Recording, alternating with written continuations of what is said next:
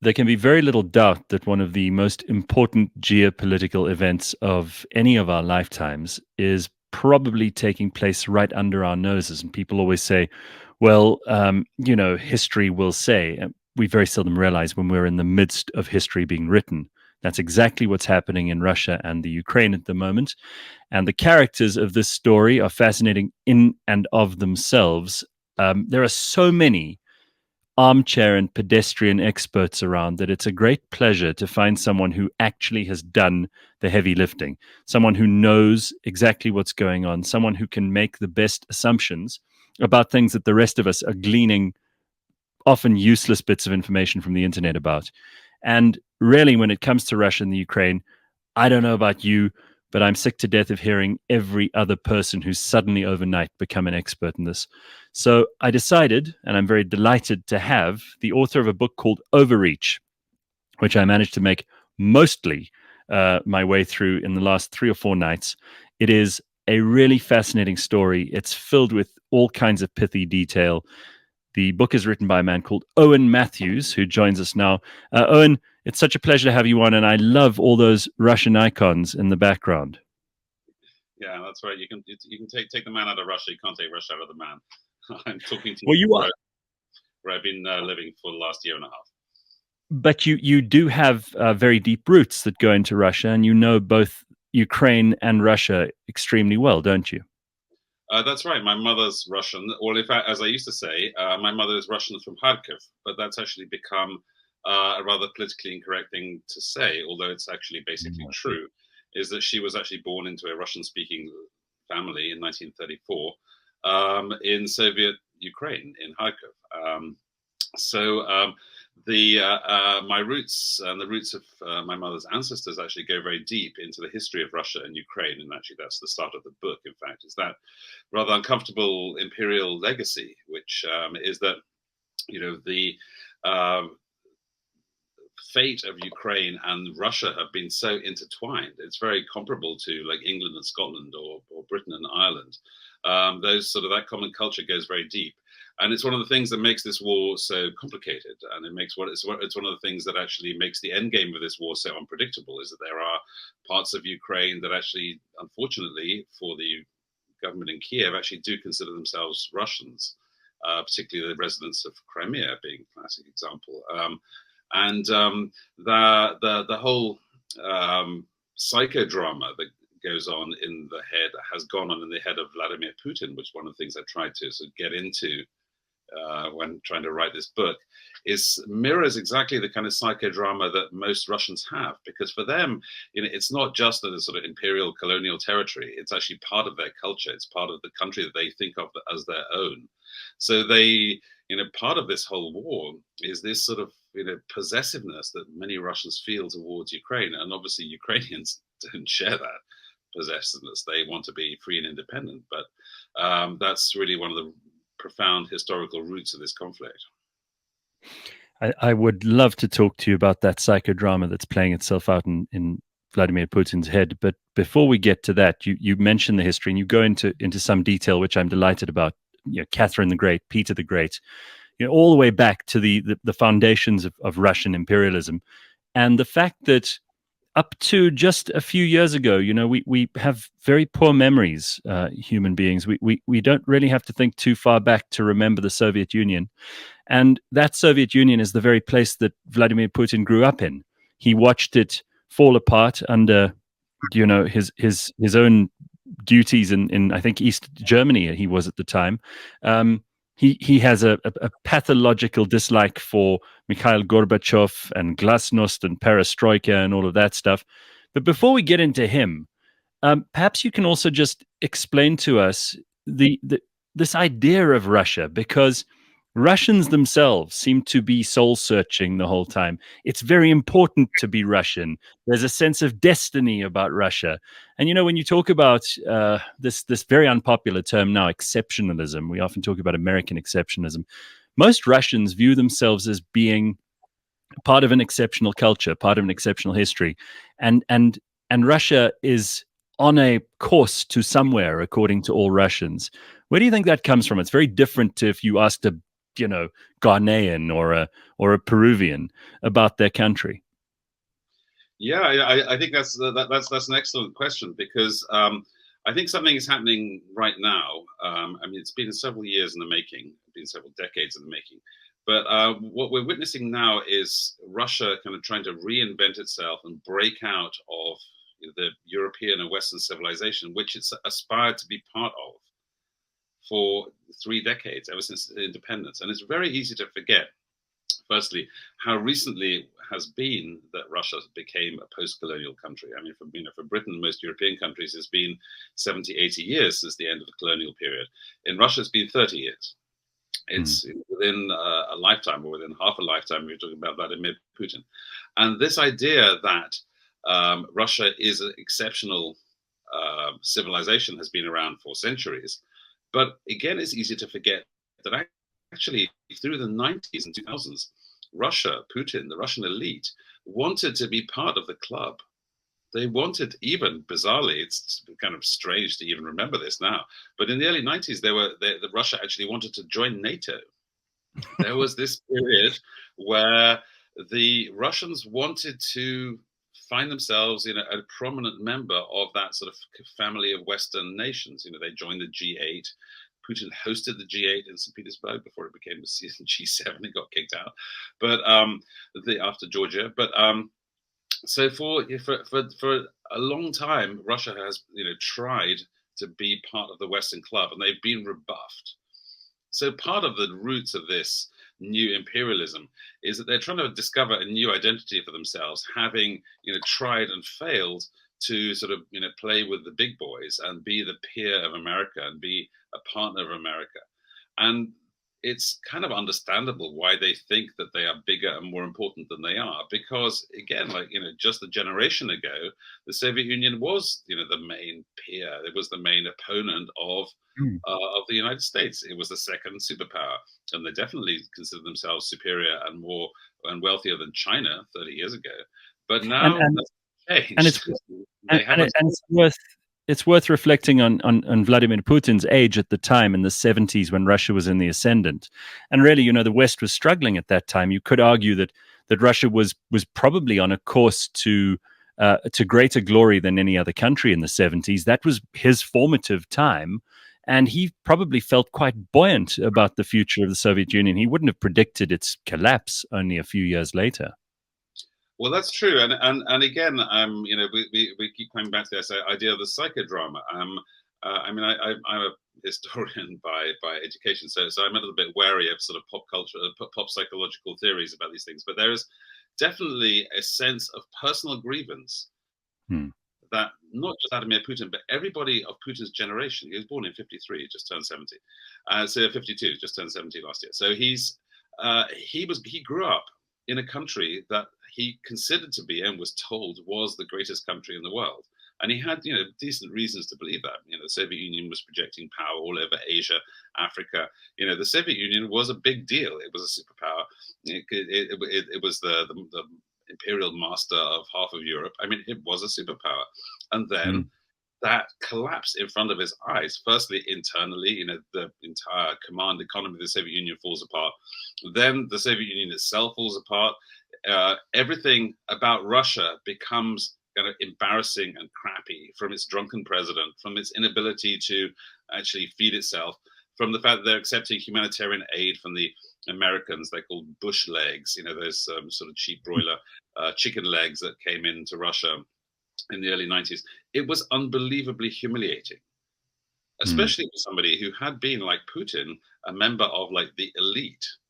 So just on a personal level, there is just that profound trauma of living through the spectacle of seeing your country sort of humiliated and poor and completely not taken account of on the international stage.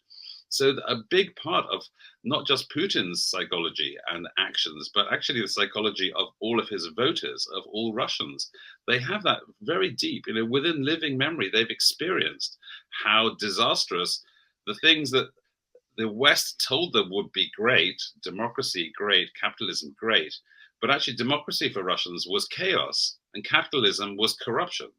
And they remember that. It's not just an abstract concept, that's something that's really deep. And that's the reason why, for instance, I've been constantly surprised. I've been to Russia 3 times now since the beginning of the war. Last time I was there in September, October. And it's really surprising. People that you would think would know better, like, smart, educated, well-traveled Russians, not even sort of old, kind of poor Soviet-type Russians, but, so generally recognizable international European people, he sort of bumped into the Venice Biennale, like, sort of cool Russians. And you see people like that kind of starting to pontificate about, but the West always had it in for us, and they're just resentful that Russia stood up, and all of this like BS. It's sort of this. It's very personal. This kind of politics is very personal for Russians. They associate their own self-respect with the respect that their country gets or doesn't get around the world. Well, I mean, this nationalism is such a magnet, and we've seen how when it's utilized in a powerful way by a leader who knows how to kind of formulate and twist and project that power, it can be very devastating. I think this is the question that I really wanted to ask you only a few chapters into the book, and I'm going to go straight for it because there's lots we could talk about afterwards, but this is at the center of it for me. Why did a guy who seemed to me to be so calculated, and to you in the beginning of the book, he was a puppet master, he was methodical, he was like a chess player of the kind that only Russia can provide. He had thought about every move in every direction for many years before he made it. He had kept a lot of people on side. He convinced George W. Bush he was a great guy. I'll never forget that speech at the Crawford, Texas ranch, where George W. said, "I looked at his cross and I knew I was talking to someone I could see into his soul," kind of thing. And then he went from that almost overnight. Somewhere in the COVID craziness, it appears that he suddenly decided to be this brash risk taker. It's almost like a personality change. Well, that's definitely what it looks like from outside, but actually, if you unpack it a little bit, you actually see that he's been a risk taker all along. The difference is that the risks that he took before were kind of calculated risks; they were manageable risks. So, for instance, like invading Georgia, as he did in 2008, that was an insane risk. He's literally going into a sovereign country. Who knows how the Europeans are going to react? His entire economy is based on exporting, gas and things to Europe. That's right. A calculated risk, but he takes it and he wins. Turns out Europe doesn't care.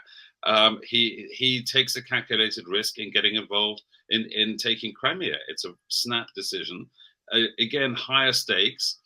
And Europe is shocked and horrified. And Angela Merkel says after the annexation of Crimea in February 2014, this must not stand. It's aggression. It's a land war in Europe.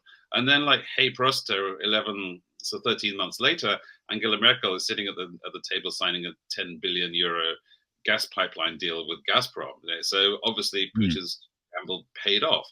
Europeans paid more attention to their economic well-being than they did to their principles. And the list goes on. Like Syria, he took a huge risk in getting involved in Syria. It was a disaster for the United States. It cost them trillions of dollars. Putin managed to completely transform the whole dynamics of the Syrian war by deploying just one squadron of aircraft, 32 aircraft and 2,000 personnel, and like, hey presto, he's won the Syrian war. The bottom line is, it's not that he hasn't been a risk taker, is that his risks have been relatively manageable, and he's been lucky. But the problem is with the Ukraine war, he thought that he was just taking another step forward, and that actually what the plan was that actually the invasion of Ukraine was just a massively aggravated coup. And he thought, he was told by his intelligence chiefs, he was told by his military chiefs that, sure, we've bribed all these people in the Ukrainian security establishment and in the government and in the army, and it's going to be a cakewalk, and we're going to overthrow Zelensky, whose ratings, by the way, were about 30% at that time. Yeah, so we're just going to roll him over, and we're just going to walk away from this. It's going to be another Crimea, except that this time he wasn't lucky. He just was wrong. So in that sense, I don't think it's that he changed from this sort of calculating, sort of three-dimensional chess player to an idiot. I think he was actually just suddenly, hubristically, all gamblers. He was always a gambler, but as all gamblers end up doing, he just staked too much on the wrong hand. And like a child who sort of pushes their limits with their parents until the parents eventually say no and give them a smack. And this was his smack, and he probably didn't see it coming. And probably by his calculations, the way you've explained it now, he also reckoned that the people of Luhansk and Donetsk, they would go along with it too, and he'd have that to back him up. A large percentage of those people are Russian speaking, identify as culturally Russian. The Crimea was kind of a done deal by that stage too, and they need their warm water port, etc., etc. So he thought this is a good strategic move then. Well, in the sense of Lugansk and Donetsk, it's actually a big question, which we'll discuss, I think, in more detail when we talk about the end game of the war. But what's happened in the rebel republics, in the Russian-occupied parts of Lugansk and Donetsk, is that all the people that were pro-Kiev, pro-Ukrainian, have been bullied or terrorized into leaving. All the people that remain actually are very pro-Russian. And in fact, one of the big problems of this war is we haven't really had that much reporting from the Russian-occupied territories. And actually, a friend of mine, Anne Niva, a great French reporter, actually went into Russian-occupied Donbass in December. She did a great piece in Le Point, French magazine. And she, in Lugansk and Donetsk, did not meet one single person. She was not with official minders. She just went on her own with a driver. She didn't meet a single person that wanted to rejoin Ukraine among the remaining population. Key point, remaining population. So 2/3 of the people have left that area. Some of them have left to Russia, some of them left to Ukraine. It's been severely depopulated over 8 years of war. But the point is that Putin believed, to answer your question, Putin believed that Russian speaking meant Russian supporting. So that turned out to be very obviously not true. Because in fact, depends on how you really count it, but about roughly 40% of Ukrainians speak Russian as their first language. It's changing generationally because Ukrainian kids are educated in Ukrainian, so you have a sort of Ukrainian-speaking kids, Russian-speaking parents, that kind of thing. That's very common. But what the fundamental miscalculation in Putin was that the Russian-speaking population wanted to be part of Russia, and that is certainly true in in small areas in the rebel republics of the Lugansk and Donetsk in the Crimea. But it turned out not to be true, for instance, in Ukrainian-controlled Donbass, which also is, in fact, parts of Lugansk and Donetsk Oblast. That's where all the pro-Ukrainians went. There's been a sort of de facto ethnic sort of cleansing has occurred. But Zelensky himself is a Russian speaker. And also, by the way, this is meant to be a big secret, but I mean the the language that is spoken at the Ukrainian Security Council meeting, the lingua franca, which everyone speaks most naturally in those confidential meetings in Kiev, including Zelensky, is Russian. And Zelensky's been really super smart about decoupling Russian speaking with pro-Russian views. And in fact, that was why he was elected back in 2019 with 73% of the vote, because he promised, first of all, to be fair and respect the rights of Russian speakers in Ukraine, and also to end the war and reach a kind of rapprochement with Putin. There's so much confusion around all of this, because obviously Western media outlets have their own angle on this, and some of them are more kind of pro-Zelensky than is necessary. I think most people realize who the aggressor is in this war. I think most people have a fair idea, but we're also constantly being told about how strong the Ukraine is in military terms, how strong Russia still is, how much is still in the wings, how thin they can spread themselves. We often hear things about how Zelensky's this incredible war hero. He arrives in the U.S. in fatigues and kind of goes in a dark green T-shirt, which is kind of unheard of when you would address Congress. And we see people just desperate. The Nancy Pelosi holding the Ukraine flag as a supporter in Congress. These are things that we haven't seen in America before. I mean, we've never seen them kind of to this degree. And you can't help thinking that they're trying to simplify something which is actually a lot more complex. What your book does is it explains the complexities of this, that it isn't just about one good guy, one bad guy. Here's the reason why these guys are winning or these guys are losing. And it's not simple, because watching news coverage, it looks like it's really, any idiot can understand this. It's not that simple, is it? Well, let's unpack that a little bit. I think actually there is one good guy, there's one bad guy. If you're talking about the losers, Well, I think the Zelensky. reason sorry, the reason I bring this up is particular to South Africa, because our own government has cozied up so much to Putin over the years that, our own foreign affairs minister just a short while ago made some sort of comment which inferred that we were looking at this from Ukraine's point of view, because they were the victim in this aggressive attack, which was unwarranted and went against international law. And she was very, very quickly shut up by her colleagues in the party and in government.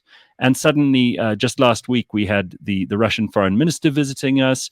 So South Africa, in this country, it's not entirely clear to many people, including those in our government, who the bad and the good guys are. Well, let's continue to unpack this. You're completely right that the situation, the historical roots of this conflict, the sort of the basic ethnic conflicts within Ukraine, those are all complicated. What's not complicated is the fact that actually Putin rolled the dice. He actually launched an aggressive war, an aggressive invasion, and he lost his gamble. And in that sense, Zelensky has actually been incredibly impressive as a leader.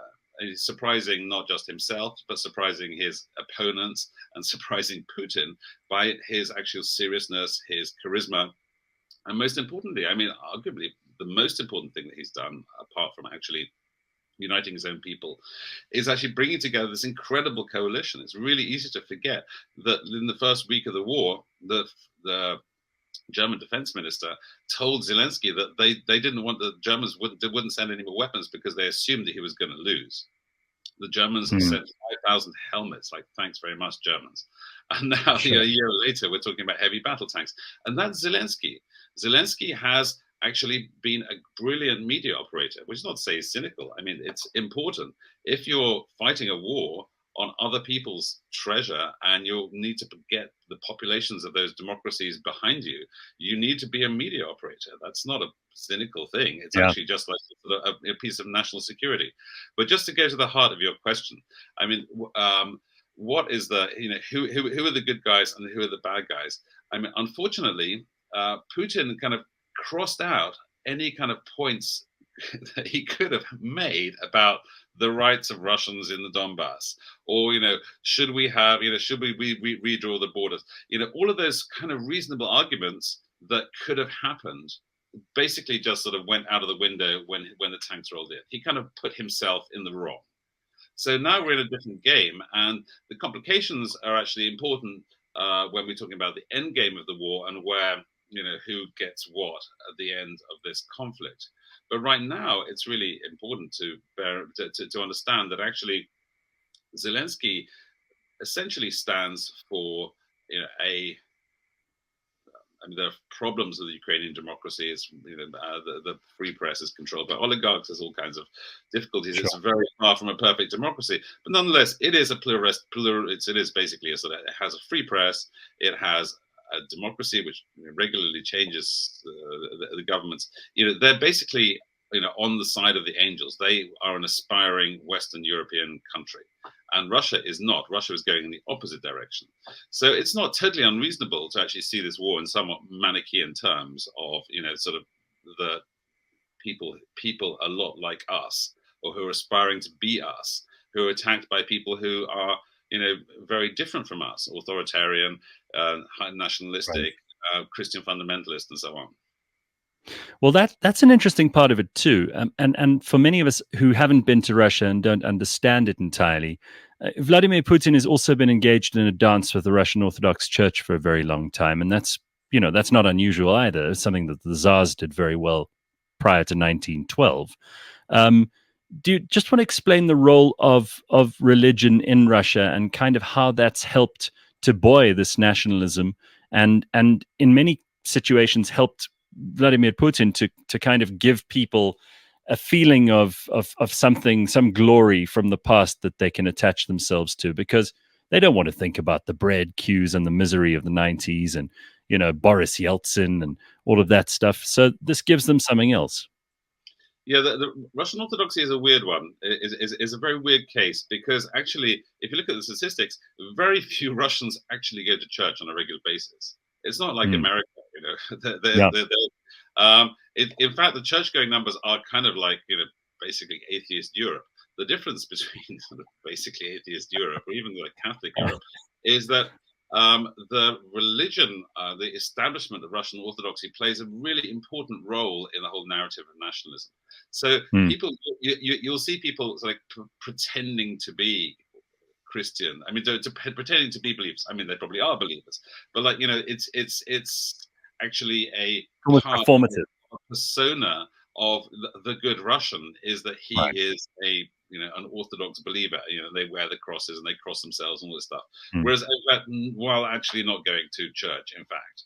But and Putin has actually taken that power and in fact the moral right that he thinks that the endorsement of the Orthodox Church confers on him, and actually sort of put that on, sort of attach that to the whole sort of Kremlin nationalist narrative. So it's not just we are right and this is a sort of because of argument A, B, and C. It's we are right because God Almighty says so. Mm. We are fighting against Satanists. Literally, you see that here. There's a lot on Russian television. They will literally tell you that the Ukrainians are actual Satanists, as well as being actual Nazis. They are also actual Satanists, Yeah. and the West is like some sort of weird synagogue of Satan, where all LGBTQ plus values have destroyed any kind of moral compass that the West has had. They really see it in sort of as this sort of Armageddon type clash between like sort of the God-fearing Russians and the godless of the West. It's existential, and I think that you've mentioned it a couple of times, so I want to go there with the end game, because a lot of people are looking at this story at the moment and they're watching it as it develops in the news, and they're seeing that there are these the Mariupol, which we saw blown to smithereens. We've seen some Russian successes. We've seen the Ukraine push back very well in certain other areas.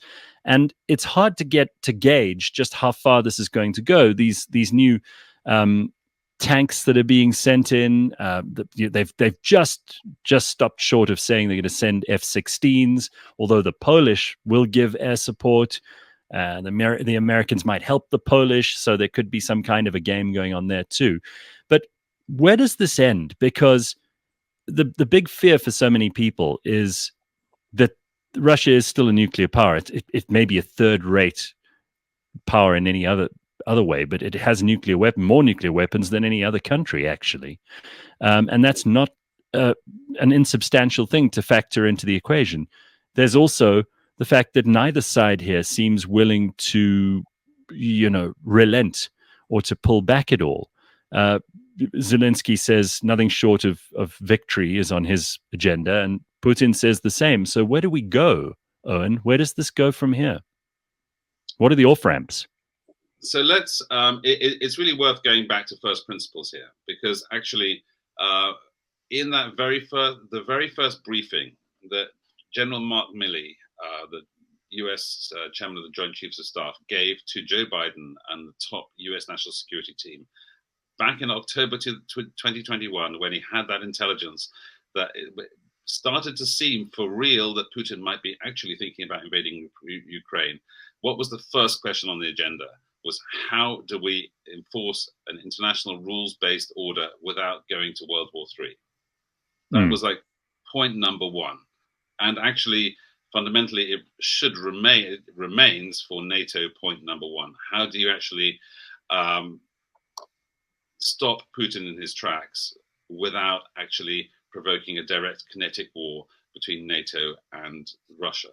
And Hmm. that red line about avoiding NATO involvement as a combatant has been pushed right to the very further stretching point.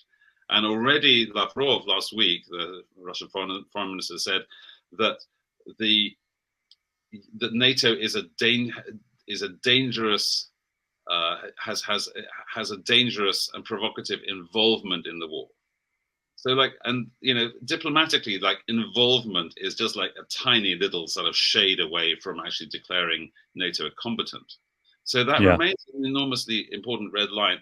And the nukes actually remain, and basically the strategic priority for every serious Western NATO country. And it has an enormous impact on the end game of this war. For one simple reason, is that actually, if Zelensky were to achieve what he says he wants to achieve, which is actually retaking Crimea and retaking the rebel republics of Donbass, that is in no way politically survivable for Vladimir Putin. That is the end of the Putin regime.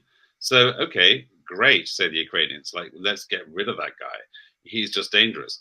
But unfortunately, if you think about what that entails, like a very severe military collapse, you're essentially talking about a revolutionary situation inside Russia, which is, as you rightly say, one of the world's major nuclear powers, depending on how you count the warheads, are number one and number two. And the really dangerous point is that the most vocal opposition, or let's say the most vocal criticism so far of the war that it's been fought, as it's been fought, hasn't come. Obviously the liberal pro-Western intelligentsia has criticized Putin, but most of them have left the country or they're in jail. The people who are still around in Russia who are criticizing Putin are ultra-nationalists. Yeah, they say he hasn't gone far enough. They are the scary people who say, stop, pussyfooting about Vladimir, take the gloves off and really, screw those up. And they are terrifying. I mean, I've met them. I know them well. And that's the danger. And so, for instance, when Emmanuel Macron, the president of France, got a huge amount of flack back in May because Macron said Putin must not be humiliated. To which many supporters of Ukraine, not unreasonably, said, what are you talking about? Putin must be humiliated. Obviously, that's what we're doing. We're going to kick him out of the country and then put him on trial in The Hague. We're going to humiliate him. But what Macron was talking about was something that actually remains a really sort of baseline political concern, is that if you humiliate Putin, then where does Russia go? And the real question becomes, I'm wary of historical analogies, but let's go with this one.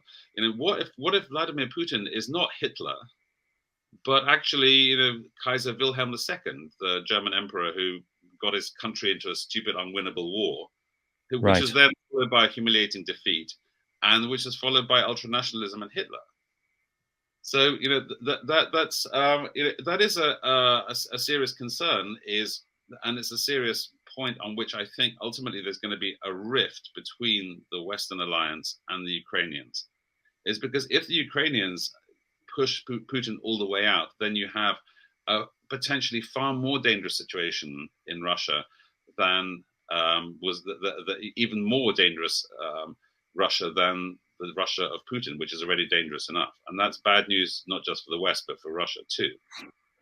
Who are these ultra nationalists and these really dangerous people you're talking about? Because I've heard quite a lot about this Wagner group, and they're quite active here in Africa. I spoke just the other day to LJ Fenter, who's just been to the Central African Republic and has watched them doing their work there. They're propping up a regime in the CAR. They're involved in Mali. They're involved in Mozambique as well, which is just across the border from us.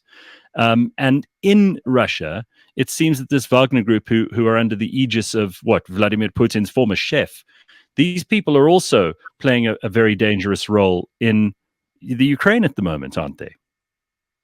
Well, it's yes. Russia has a gigantic military. The Soviet Union had a gigantic military. There's a lot of highly skilled, extremely violent people who's willing to sell those deadly skills around the world, and hence their involvement in all these conflicts, and also Libya, which you didn't mention. They were also very active in Libya. Wagner was founded in 2014, basically as a covert branch of the Russian intelligence services, an armed, active operational branch. Because at that point, the Russian military was operating undercover. They were not admitting to direct involvement in the Donbass revolt against Kiev's rule. And it sort of snowballed into this gigantic business because Yevgeny Prigozhin, the founder of Wagner, has realized that actually winning victories on the ground can actually win him political influence. And as you will have read, he has recruited, by different accounts, between either 15,000 or 30,000 violent criminals, including multiple rapists and murderers, who have been given a complete reprieve after 6 months of service in Ukraine. It's literally an army of criminals. And it's very useful for the Kremlin because no one cares about these people. Right. They're expendable. They're also they have so much to lose that they'll fight in ways that other soldiers might not, because they'll not only be free afterwards, but they might even be heroes. Right, exactly. So for the Kremlin, it's very convenient because it's really important to understand that the only constraint on the major constraint on the Kiev war effort, which is already like a fully mobilized economy, it's a war economy. The only restraint on Ukraine is material. The main restraint is material. They're fighting, with all their strength, and they need more material. The restraint on Putin is political. He's actually trying to avoid, actually this war becoming too noticeable, because that's kind of the scary thing about Moscow and St. Petersburg. When you go there, the war is more or less invisible. It's extraordinary. It's like sort of going through the looking glass. People don't talk about it. It's sort of it's in the air a little bit, but largely it remains an invisible war. And Putin. Well, on that note, I mean, I've got some Russian friends who are not currently living in Russia. If you've got young sons, you probably, if you could, sent them away, because you don't want them recruited into the army. There was sort of a ban on travel by adult males, whether it was formal or not. It made it very difficult for young men to get in or out, shortly after the war started, or perhaps even a little bit before, depending on the sources. And there are also these mothers who are suddenly starting to take to the streets in very muted protest, because we know it's not a free country where you can go and voice your disapproval of the government. But there are things that are impacting negatively on Putin from within, aren't there? I'm not sure there are, or rather, I'm sure there are, but I'm not sure they're significant.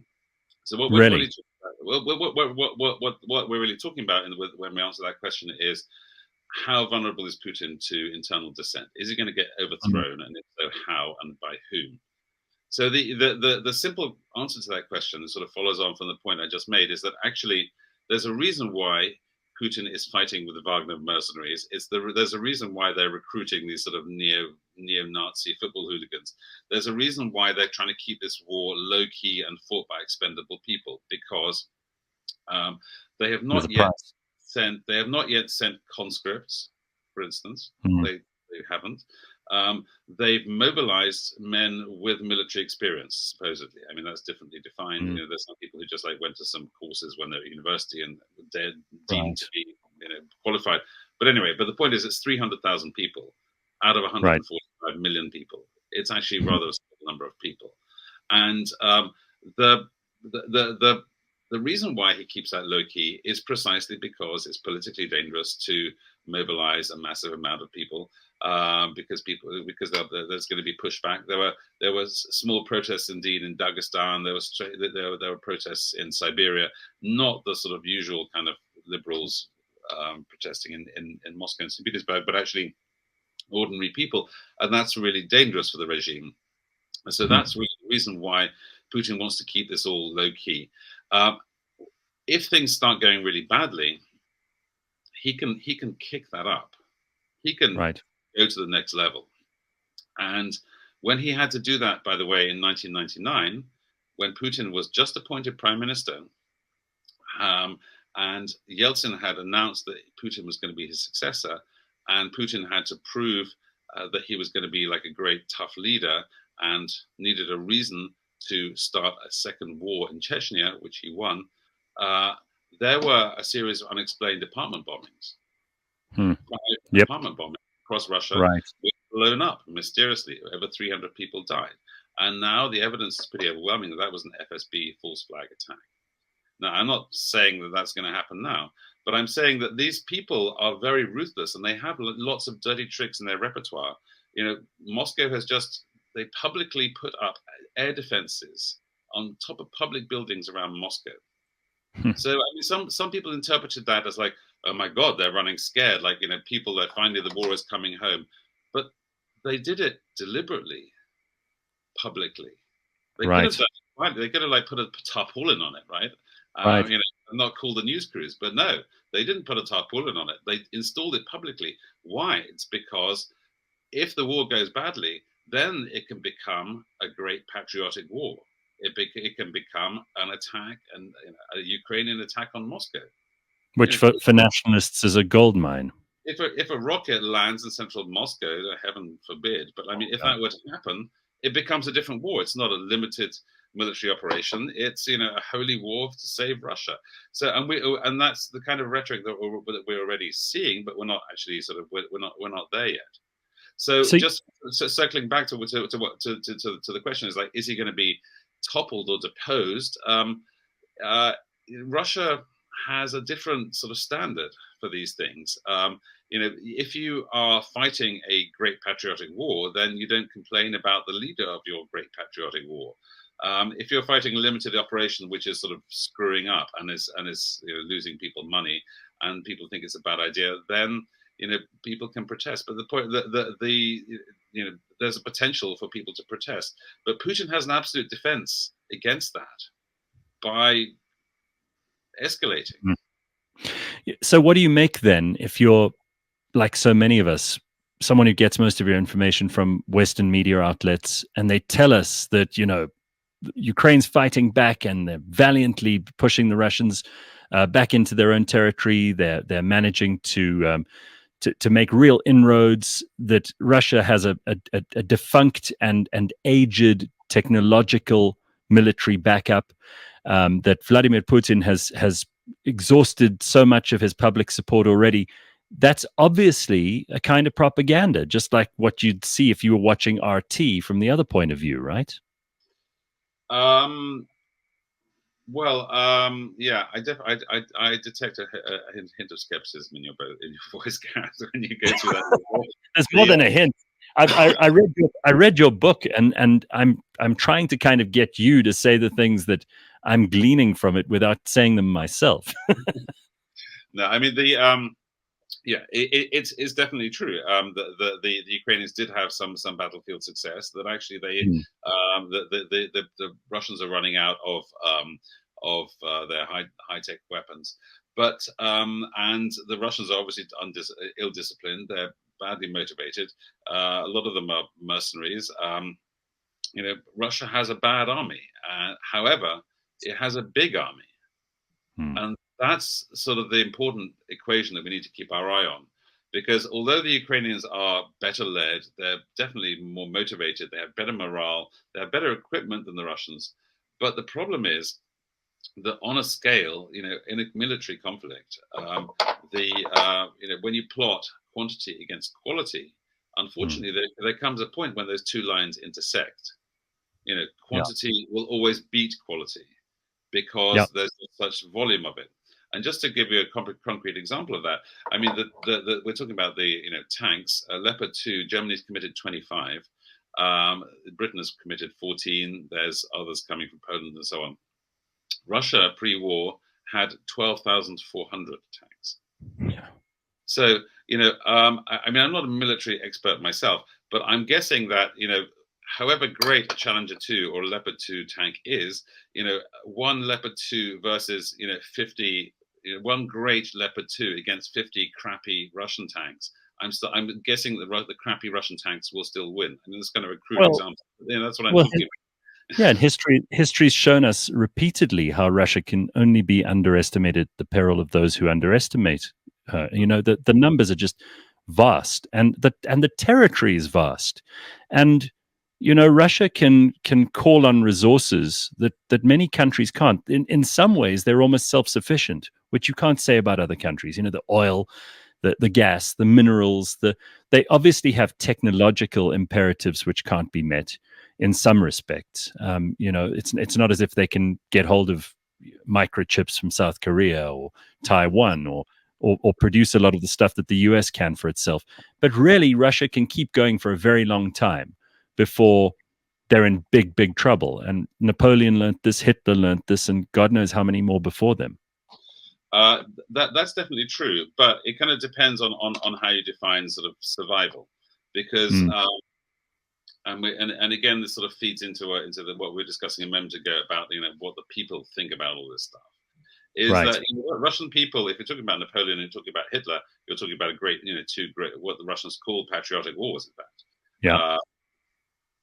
In that circumstance where the future of your country is in fatal peril, people have a very high tolerance threshold.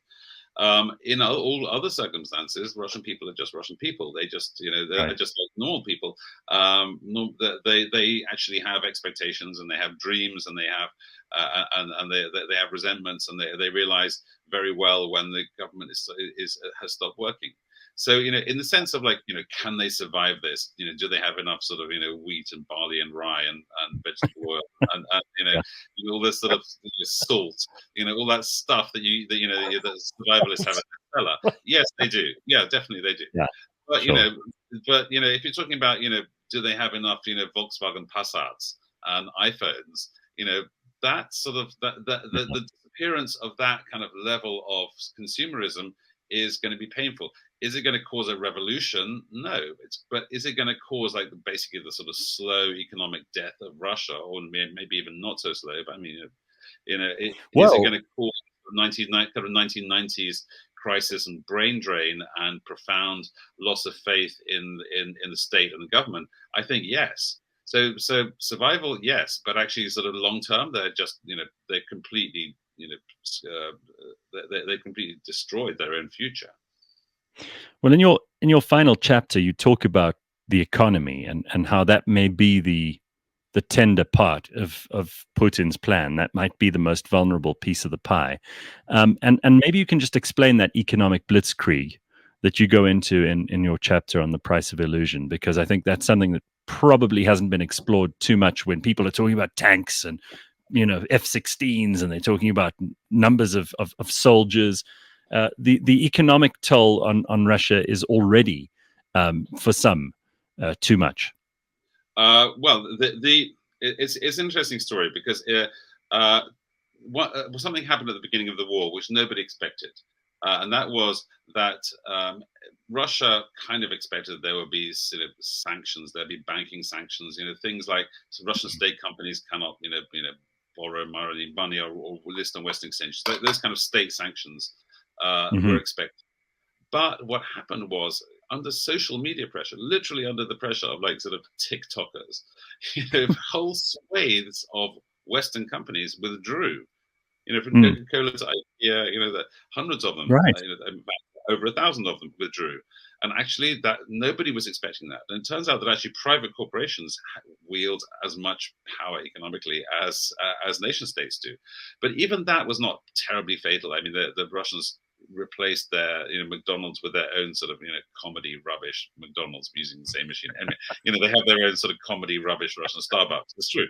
With the same like a ripped off label. It's kind of sad, really. But anyway, but so that's not fatal. That's not sort of, we're not in sort of bread riot territory. The fact that they can't get a Big Mac, right? Nonetheless, it was economically damaging. But the part that actually, again, no one really expected was that the fact that Russia would use its gas so ineptly, and that weapon, the energy weapon, which everyone feared so much, was so ultimately useless, because no Western sanctions included oil or gas. They didn't include oil. They included oil. They didn't include gas. The most important export was not included in sanctions. But guess what? The Russians decided to sanction themselves. That was smart. They cut off the supply of gas to Germany, expecting Germany to sort of quake in fear. And the result was gas prices spiked by almost 200 times. But then guess what? Like if Russia is not supplying gas, you buy gas from someone else because surprise, surprise, gas became fungible. You can liquefy it. It's more expensive, but you can liquefy it just like oil. And then guess what? Like last month, December, midwinter, in our hemisphere, the wholesale price of gas in Europe falls to pre-war levels. Europeans are now paying less for their gas with no Russian gas. The proportion of Russian gas supplied to Europe went from like 35% to like close to 0%. It's now like sort of 3 or 4%. The Russians entirely lost the Russian gas market, the European gas market. The Americans got it. The Americans have exported more than something like 1.3 trillion euros has been spent on, mostly with Europe, with US American companies. I mean, it's insane. But that was the great energy weapon, the thing that was meant to terrorize Europe. Didn't terrorize Europe, and the result was that Putin just shot himself in the foot. So ironically, the West tried to wage war economically on Russia, but ultimately Russia really waged economic war on itself. And made a series of terrible decisions. And now, instead of exporting, Gazprom, the major state-owned Russian gas company, accounts for 25% of state revenues. Gazprom revenues have fallen by 45%. Wow. And America is the big beneficiary of that, which you hinted at just now. Yes. Yeah. So, Owen, for those people who are too lazy to kind of pay attention to all this incredible detail, and really what I have to say about the book too is that you tell stories of people as a part of this, which people on the ground, and you talk about people who are in apartments in the Donbas region. You talk about people who are soldiers. You talk about people who are fleeing, journalists, and you can really get into it in a way which I really haven't seen any other authors or commentators speak about, and certainly not to the degree that you do. But for those people who want to rush to the end and say, all right, how does the movie end? We've spoken about possible ways it could go in terms of, how economically, militarily, politically things could go. What's the best case scenario here? Because nobody wants World War III. Vladimir Putin doesn't want to end up being ousted, because God knows what that could mean for Russia, let alone for him. Zelensky doesn't want to be fighting a war until he's a gray old man, because God knows his populace probably won't want him to, and wouldn't want to be involved in something as extended as that. So what's the best case scenario for us? I'm a journalist. I'm not a fortune teller. So I tend to steer clear of predictions. But I think we can safely say that whatever splits there are in the NATO, the Austrians and the Hungarians and the Croats, are against weapons, but no one cares about those people. It's only America that's making the running on this materially. They're sending like 400 times more than everyone else. It's all about America. So as long as various sort of Republican wingnuts like Marjorie Taylor Greene, with their we will not send another penny to Ukraine, like stay in their box, and she's by the way a small but rather vocal minority of the Republican Party who are not in government. But as long as America stays resolved, Ukraine will continue to push back. That's the bottom line. Now, and I think that the Russians, the Russians may do better than expected in the spring offensive for all the reasons we've talked about. They got the men, they got all the sort of dumb material, they got the volume behind them, but and they may make some gains. But ultimately, I don't think that NATO will allow a catastrophic collapse of the Ukrainian army. I think the Ukrainian army eventually, with those new tanks and heavy weapons and high accuracy rocket propelled artillery, will push back. But the question comes, to answer your question, like, what is the realistic end game? The end game occurs when Ukraine has actually sort of reached something close to pre-war borders. Right. And you come to a point where Russia reaches a point at which further losses would be catastrophic for the regime, and therefore they do everything possible to stop that retreat. And Ukraine, is exhausted by its advances, and you end up with a situation. It's not really clear where that front line will be, but it's not going to be the 1991 borders of Ukraine. Russia's going to hold on to Ukraine, and that's going to be the reality. Whatever the exact modalities of it is, the actual chances of the Ukrainians pushing Russians out of all of Ukraine are both operationally and strategically unbelievably unlikely. And also, if Zelensky pushes his advance and he takes his chances at the Crimea, that could lead to a very different war. It's a very different war. I mean, I think, frankly, it's not even worth seriously considering, because I don't think that we're going to be anywhere close to that kind of situation. I mean, already, for instance, if the Ukrainians were seriously to threaten Mariupol, that's the jewel in the crown. I mean, it actually is a very nice. Well, it was a very nice town before the Russians totally destroyed it and turned it into stunning. But that's something that's very symbolic for if the Russians lose Mariupol, then they're really in sort of military collapse, regime change territory, and they're going to do everything possible to avoid that. But the single most important thing to bear in mind is that actually, however brave and determined and united the Ukrainians are, it's NATO and the West that has its hand on the throttle of the materiel. And the Ukrainians can't fight without continued massive supply from the West. So in many ways, actually, the future endgame of the war is basically in the hands of NATO's allies. However much Ukraine's allies in NATO, however much the Americans and NATO might protest that actually it's all up to the Ukrainians, it's really not. Wow. Well, the book is called Overreach. I can't say enough good things about it for those people who want to really know what's going on. It is Owen Matthews' book. He has been our guest today. Owen, it's a great pleasure to speak to you. I know how busy you've been with many other podcasts and interviews and all the rest of it. So I'm very glad and grateful for your time. And well done on this book. It's the best explanation of what's going on with a whole lot more meat on the bones than I expected to find. So thank you.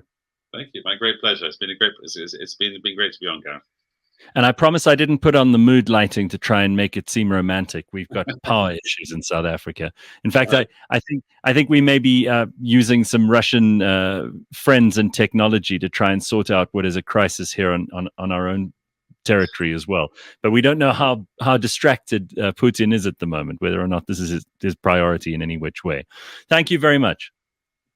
Thank you, Gareth. Bye.